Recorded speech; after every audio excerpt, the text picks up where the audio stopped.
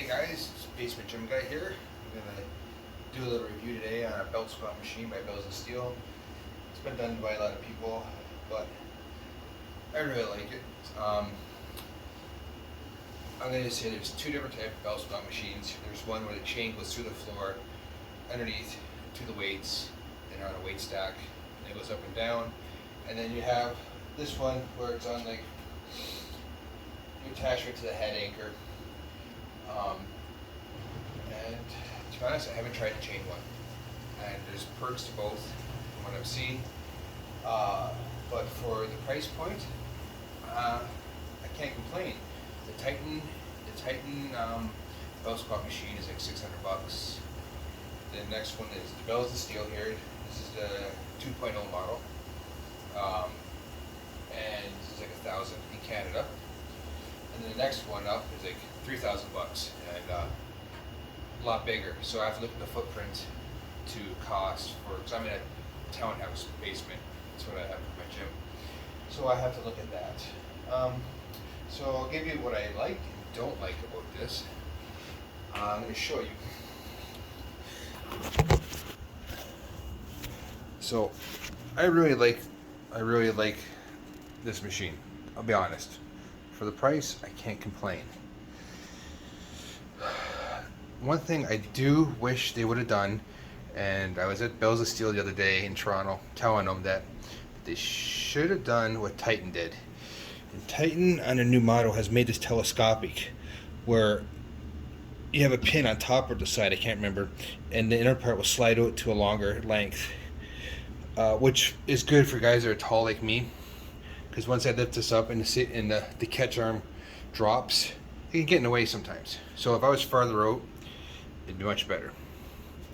The other thing I wish they would have done, and I told them to, is to put grit tape or sand tape on the base, just for more grip.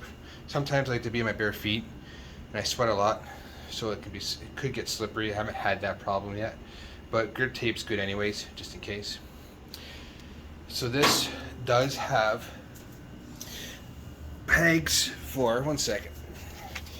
It has pegs to use tension bands on, right? And I do use the tension bands from my son and I, because he's 17. He's just starting to work out. He's got to put some meat on his bones. And I have them on this side too. The other good thing about this belt squat machine is these weight holders. You can either put them at the side so they're facing out, but again, I want to conserve space, so I put them facing up so the weight's out of the way. You can also set the height of the catch arms where it rests, which is really nice. My brain just went blank. These are heavy duty, these are industrial. They have knobs for lubricating it. It's heavy ball bearings in there, so it's really good. It also comes with the belt, obviously, in a belt squat machine. It has a chain to run lengths with it to make it longer or shorter. So what I like about this machine is it's more just a belt squat. A lot of gym equipment's up to your imagination, how creative you are too, right? So, sorry if I'm getting you guys dizzy or vertical. I use this for pause squats a lot. So I'll squat on here, come down, rest my ass on here for a second, then come up. The other, I like doing step back squats or Bulgarian squats where I put my one leg up and rest the one leg up there and do like lunges, sorry. The other thing I like to do is I've done curls on this. Alright. I've done single hand rows. Just give me a second, I'll show you some stuff. One thing I learned and I studied from watching different trainers that are pretty high end is a lot of people rest the belt on their spine. You don't want to do that. You can shear your discs. You want to try and rest it on the top of your glute. Because when you're using a belt squat machine, these are made for people that broke their backs or back injuries. So when you put it on your upper glute, you also put your spine into traction, right? So I get the belt like it. I stand up, boom, bring back the safeties. Okay. You want your ankles lined up with the headstock. Okay, so there's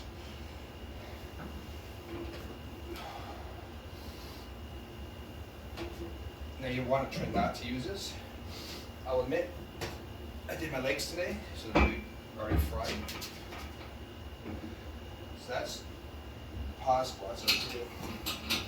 I also like, sounds funny, but another good exercise is just marching in place.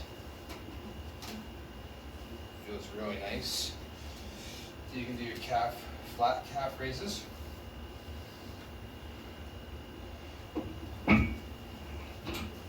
Other thing I like to do is look at my slant box.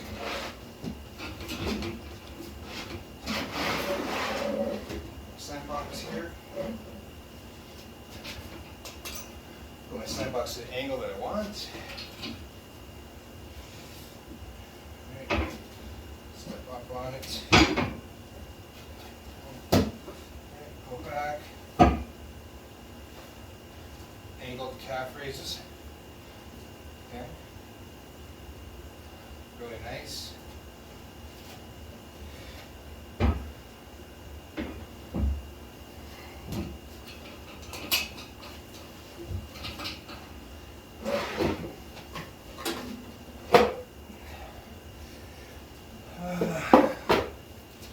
Let's do this quick, guys.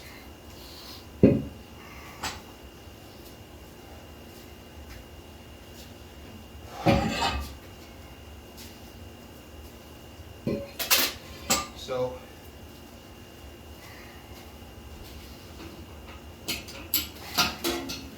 let's just do it this way. So what I'll do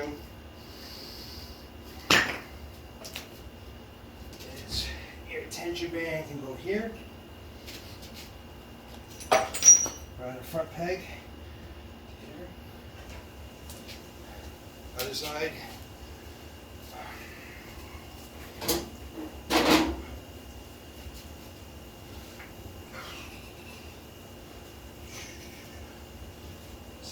Put it on.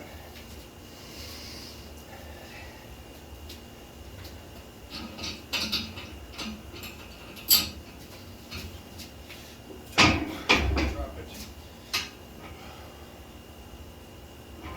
Here's your single arm bent over rows. Another nice exercise. This is my first time doing bent over rows tension band. First time doing these with a tension band. So you can do your curls.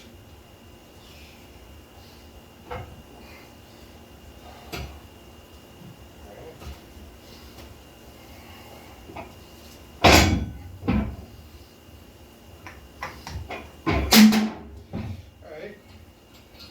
That's not good. Things don't always go perfect when you're doing videotapes. Always check your gear before you use it, guys. Alright. I've seen guys do deadlifts on this.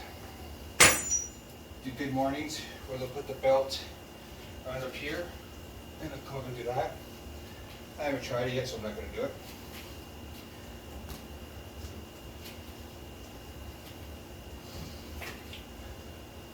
So, what I'll say is, for the price you're paying for this,